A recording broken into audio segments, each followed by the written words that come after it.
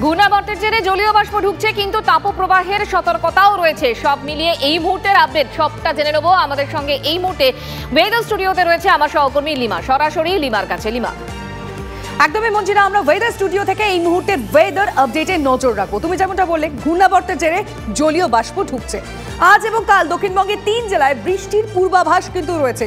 আজ কাল দুদিন 1 থেকে 2 ডিগ্রি সেলসিয়াস তাপমাত্রা কিন্তু কমবে। কাল পর্যন্ত কলকাতা হাওড়ায় তাপপ্রবাহ নয়, কিন্তু বাকি দিনগুলো আবার কি সেই একই গরম?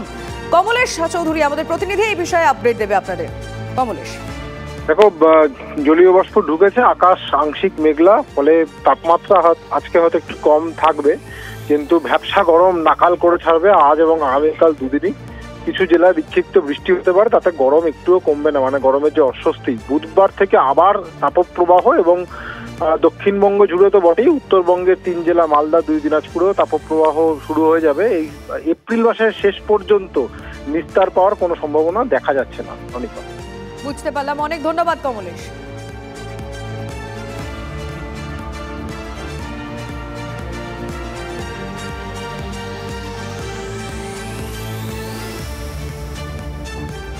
গরম হাওয়া বইছে, বাংলা যেন তপ্ত তাওয়া। সবার মনে প্রশ্ন একটাই, যে নিস্তার কবে পাবো? এই 1-2 দিনের স্বস্তি যেটা কমলেশ বলল, কিন্তু স্বস্তি কি না, 1-2 ডিগ্রি মাত্র কম, কিন্তু তারপরে আবারও সেই গরম আবহাওয়া। এবং একটা বিষয় বারবার বলে রাখার, হিট স্ট্রোকের সম্ভাবনা, সুতরাং আপনি সাবধানে থাকুন। তীব্র তাপপ্রবাহে জ্বলছে বাংলা। রবিবারও 44 ডিগ্রি সেলসিয়াসের ঘরে বাঁকুড়ার তাপমাত্রা। আলিপুরের তাপমাত্রা আরও একবার 40-এর ঘরে। শুক্র, শনি, রবি এই নিয়ে 3 দিন 40 ডিগ্রি সেলসিয়াসে কলকাতার পারদ। এমন একটানা অসহ্য গরম কি মহানগরে এই প্রথম?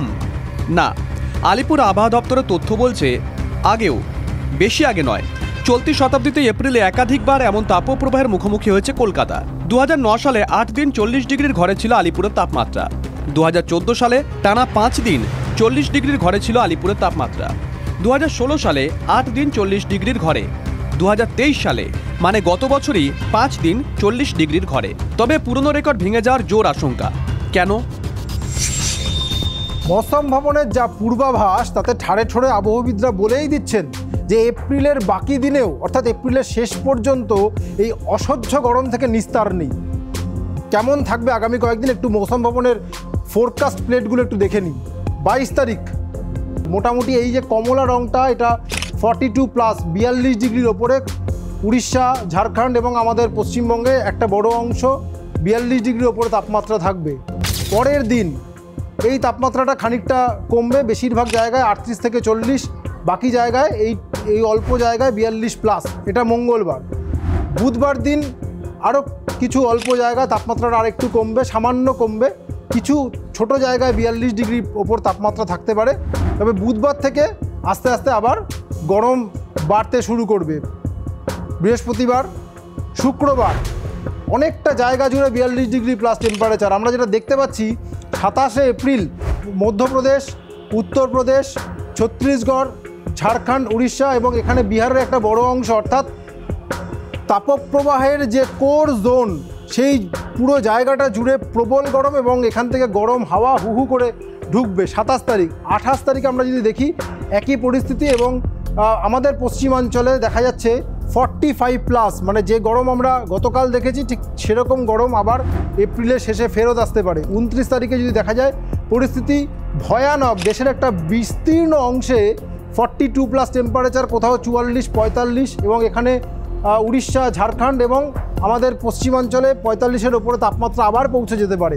এবং এপ্রিলের শেষ দিন যদি দেখা যায় যে গোটা অল্প কিছু জায়গা ছাড়া, মানে দক্ষিণে কেরল, এদিকে জম্মু কাশ্মীর, লাদাখ এবং এদিকে নর্থ ইস্ট ইন্ডিয়া ছাড়া বেশিরভাগ জায়গাটা জুড়ে এপ্রিলের শেষে তাপপ্রবাহের কবলে থাকবে দেশের একটা বড় অংশ, অর্থাৎ নিস্তার নেই। তার কারণ বৃষ্টির যে পূর্বাভাস আবহবিদরা দিয়েছেন, সেটা শুধুমাত্র সোমবার, মঙ্গলবার হালকা বৃষ্টি পূর্ব মেদিনীপুর, পশ্চিম মেদিনীপুর, ঝাড়গ্রামে। এই বৃষ্টিতে আর যাই হোক এই অসহ্য গরম থেকে চিরে ভিজবে না। হিট স্ট্রোক থেকে সাবধান, রোদে নয় বেশিক্ষণ, পরামর্শ আবহাওয়া দপ্তরের। কমলেশ চৌধুরীর রিপোর্ট, TV9 বাংলা। তাপমাত্রার পারদ ক্রমশই চড়ছে, তীব্র গরমে শুকিয়ে যাচ্ছে পুকুর ডোবা, মাটিতে ফাটল দেখা যাচ্ছে। বাঁকুড়া ও পশ্চিম মেদিনীপুর লাগোয়া গোঘাটে বেহাল দশা, রাস্তাঘাটে ফের বের হতে গিয়ে নাজেহাল আমজনতা।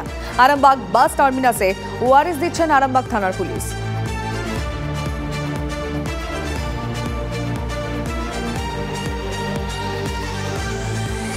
আমরা এখানেই বাস স্ট্যান্ডের এখানে এমনি একটু ক্লিন ওয়াটার, পোর্টেবল ওয়াটার আর একটু ওআরএস মিশিয়ে আমরা চেষ্টা করেছি যে পথ চলতি মানুষকে তীব্র দাবদাহের হাত থেকে বাঁচানো।